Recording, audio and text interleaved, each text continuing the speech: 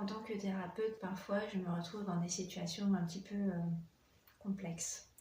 Par exemple, comment traiter un couple, une femme qui vient me voir, puis qui ensuite me demande de faire des séances à son mari, alors qu'ils sont en instance de divorce. Comment faire quand on a une amie qui vient nous voir, et puis une autre amie à elle qui vient, et que parfois, eh bien, elles sont en désaccord, elles peuvent se sentir blessées.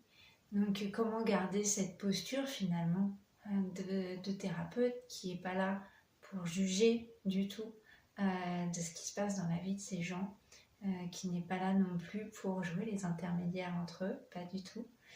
Mais il faut vraiment garder à l'esprit que à chaque fois, je suis là à 100% pour la personne qui vient me voir. Je suis là pour elle, pour que elle aille bien. Donc ce que je vais faire, c'est vraiment me focaliser uniquement sur elle. Je vais faire fi de ce que m'a dit l'autre personne qui peut être concernée.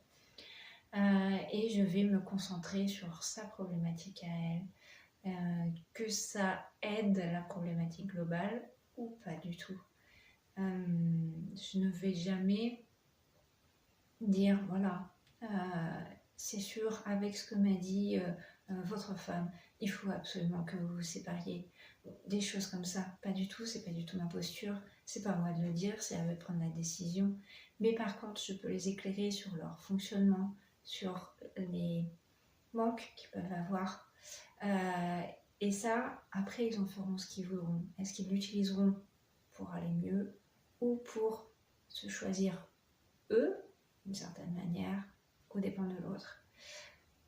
Voilà. Mais c'est vrai que parfois, je réfléchis quand on me dit est-ce que tu pourrais prendre aussi mon ami, mon compagnon? Je me dis, ok, selon la problématique, est-ce que je suis capable de garder cette distance-là, cette neutralité finalement entre les deux, et aussi ce secret, évidemment, puisque même si il n'y a pas de charte éthique en Reiki, évidemment que tout ce qui se dit en séance reste dans la séance et n'est certainement pas dit à une autre personne, et encore moins à quelqu'un qui connaît la personne qui est venue.